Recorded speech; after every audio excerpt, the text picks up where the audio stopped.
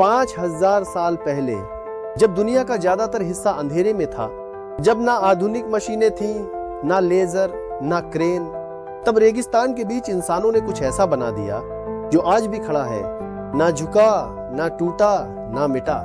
ये सिर्फ पत्थरों का ढेर नहीं है, ये इंसानी जज्बे की सबसे बड़ी मिसाल है। ये वो राज्य है जो आज भी विज्ञान को चुनौती देता है। आखिर कैसे बनाए गए ये पिरामिड? क्या ये सच में गुलामों ने बनाए थे या इसके पीछे कोई और कहानी छुपी है? आज इनविजिबल AQ पर हम उस रहस्य का पर्दा उठाने जा रहे हैं जो सदियों से रेत में दफन है। सोचिए, आप गीजा के रेगिस्तान में खड़े हैं। सुबह का सूरज धीरे धीरे उग रहा है, आसमान सुनहरा हो रहा है और सामने एक विशाल आकृति, गीजा का महान पिरामिड, इतना ऊंचा कि इंसान खुद को छोटा महसूस करे, इतना खामोश कि लगता है जैसे वक्त खुद यहाँ रुक गया हो। ये इमारत सिर्फ एक मकबरा नहीं थी, ये एक दरवाजा था फना से बका की तरफ। प्राचीन मिस्र में फराओ को जिंदा खुदा माना जाता था और उनका पिरामिड उनके लिए जन्नत का रास्ता। अक्सर कहा जाता है कि ये गुलामों से बनवाया गया, लेकिन सच्चाई कुछ और है। हजारों मजदूर जो मिस्र के अलग अलग इलाकों से आते थे, आजाद लोग थे, उन्हें राशन मिलता था, इलाज मिलता था, रहने की जगह दी जाती थी। ये एक राष्ट्रीय मिशन था, एक अकीदे का काम। सबसे पहले जगह चुनी जाती थी नील नदी के पास, सूरज की दिशा में और सितारों के साथ सीधी रेखा में। पुजारी आसमान को पढ़ते थे, खगोलविद तारों की चाल समझते थे। फिर शुरू होता था सबसे मुश्किल काम, जमीन को बिल्कुल सीधा करना।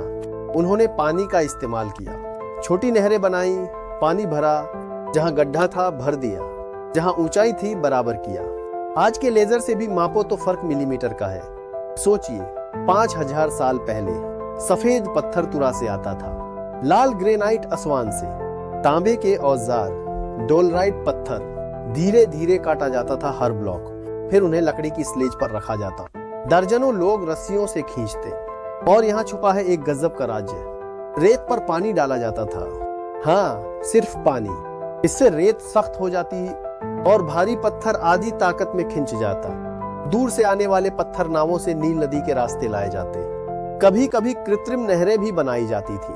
पूरा सिस्टम एक ऑर्केस्ट्रा की तरह चलता था। हर दिन का हिसाब लिखा जाता, हर टीम की ड्यूटी तय थी।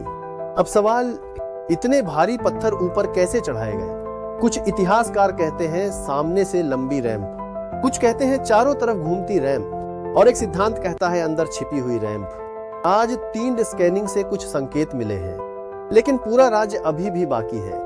हर पत्थर को इतनी सटीकता से जोड़ा गया कि 2 ब्लॉकों के बीच ब्लड भी नहीं घुस सकता।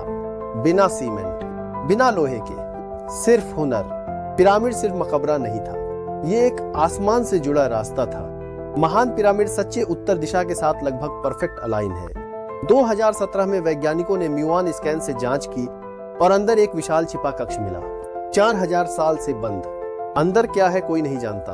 हर खोज एक नया सवाल पैदा करती है। जब सूरज ढलता है और पिरामिड की छाया आसमान को छूती है, तब एहसास होता है ये सिर्फ पत्थर नहीं है, ये इंसान के उस ख्वाब का सबूत है जो नामुमकिन को मुमकिन बनाता है। ये हमें याद दिलाते हैं, अगर नीयत मजबूत हो तो इंसान सच में सितारों तक पहुंच सकता है। अगर आप भी ऐसी ही रहस्यमयी और असली इतिहास की कहानियां देखना चाहते हैं तो वीडियो को अभी लाइक कर दीजिए। और अगर अभी तक आपने इनविजिबल AQ को सब्सक्राइब नहीं किया है तो चैनल को सब्सक्राइब करके बेल आइकन जरूर दबाइए, क्योंकि यहाँ हम सिर्फ कहानियां नहीं बताते, हम सच के पीछे छुपे रहस्यों को सामने लाते हैं। अल्लाह हाफिज।